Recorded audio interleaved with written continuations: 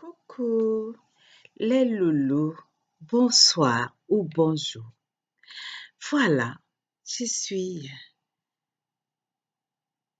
toujours à l'hôpital.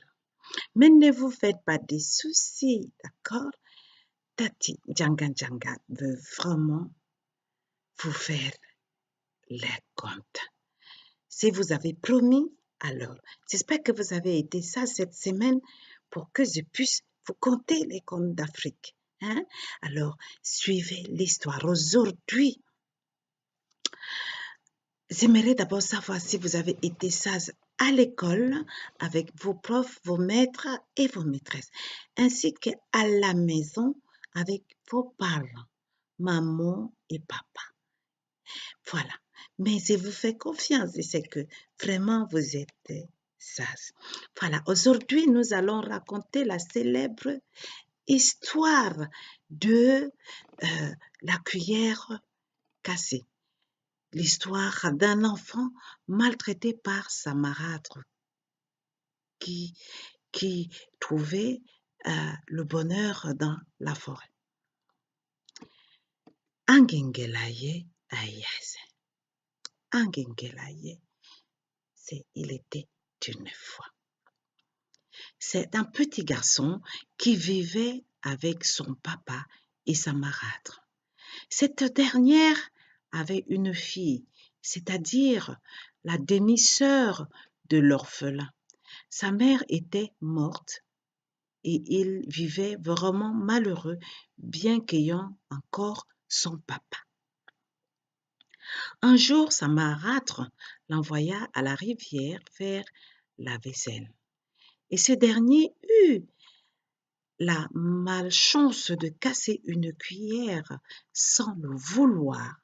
Pris de frayeur, il se mit à pleurer, car il savait ce qui devait l'attendre à la maison. Donc, de retour à la maison, il savait impertinemment ce qui devait lui arriver. Il s'est mis vraiment à pleurer de larmes de tout son corps. Une fois arrivé chez lui, il dit à sa marâtre qu'une cuillère était cassée. Sa marâtre, furieuse, le chassa de la maison et lui demanda de ne revenir que s'il avait sa cuillère. L'orphelin sortit de la maison sans eau, sans nourriture et sans savoir s'il devait aller.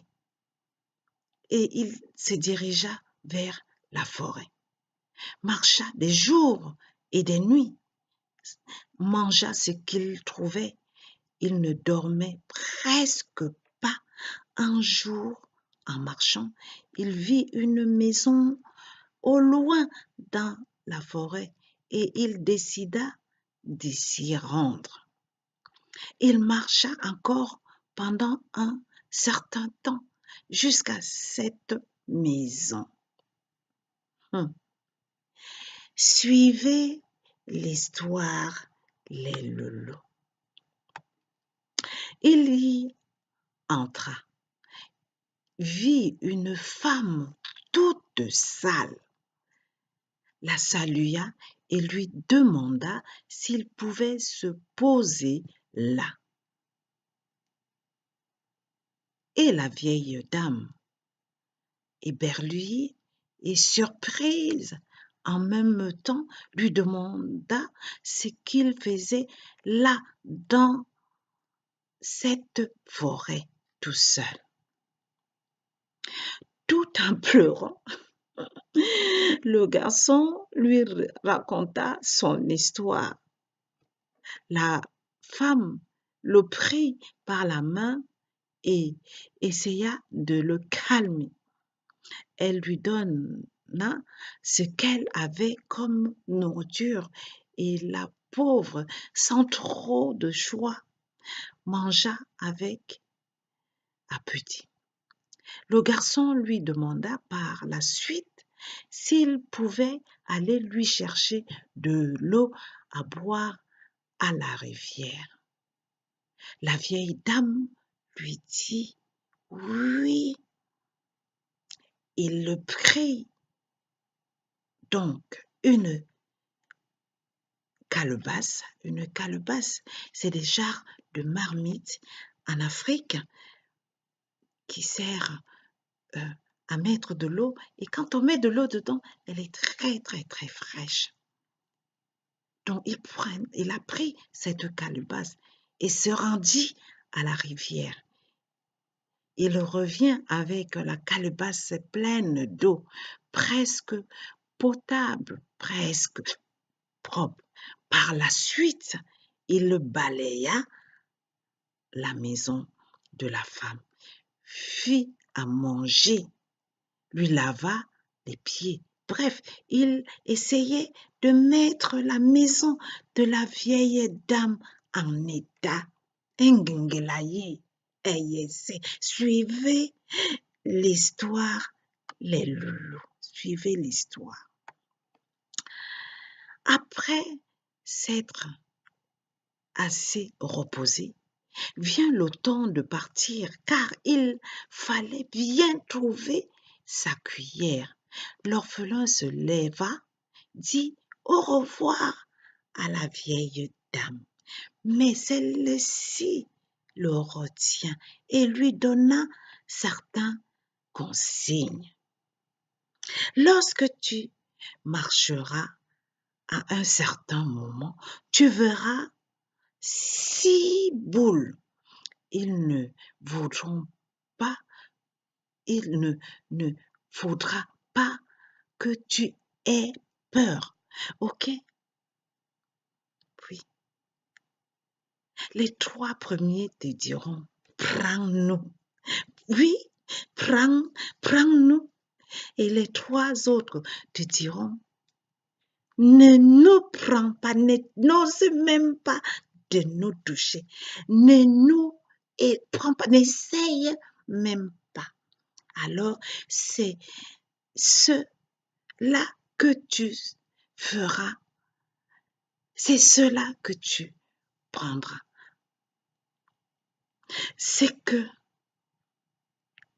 le garçon écoutait ce que la vieille dame lui dit. Alors, ce que tu feras est que tu prendras les 3 derniers qui t'ont dit, ne nous prends pas. Ok? L'orphelin lui répondit par un oui de tête. Quand on est obéissant, on récolte toujours le bonheur. Quand on écoute, on a toujours la chance d'avoir beaucoup de bonheur sur la route. Suivez l'histoire, les loulous.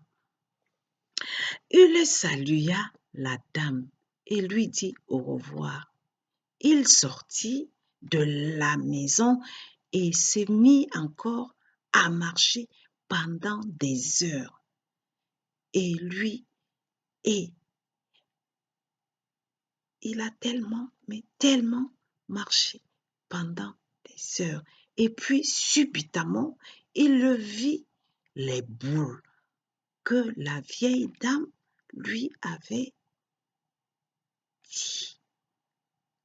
Lorsqu'il vit les boules, il entendit les supplications de ces boules et il se rappela les recommandations de la vieille dame. Et il prit celle qui lui disait « Ne nous prends pas, ne nous touche même pas un tout petit peu. » Engengelaye et yes. Lorsqu'il prit, lorsqu'il les prit, il marcha pendant des heures et cassa la première boule de celle-ci, sortit les armes. Sur la première boule qu'il a cassée, les armes sont sorties de cette boule. Il ne comprit rien, mais les ramassa. Quelques heures plus tard, il cassa la deuxième boule et il vit les animaux de la forêt et il les tua avec les armes de la précédente boule.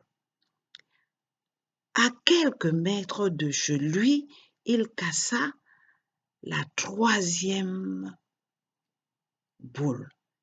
Et grande surprise, il vit surgir devant lui une grande et belle demeure luxueuse, vraiment, mais vraiment belle, avec une très belle cuisine. Et dans cette cuisine, des cuillères en or. Suivez l'histoire, les loulous. L'orphelin prit donc une cuillère et alla donner à sa marâtre, la méchante. Lorsque celle-ci l'a vue, tout éberluée et désagréablement surprise, elle ne comprit rien, car elle le croyait mort. Elle devient jalouse de cet exploit de l'orphelin. Engengelaye, c'est le loulou. C'est la fin de la première partie de cette histoire.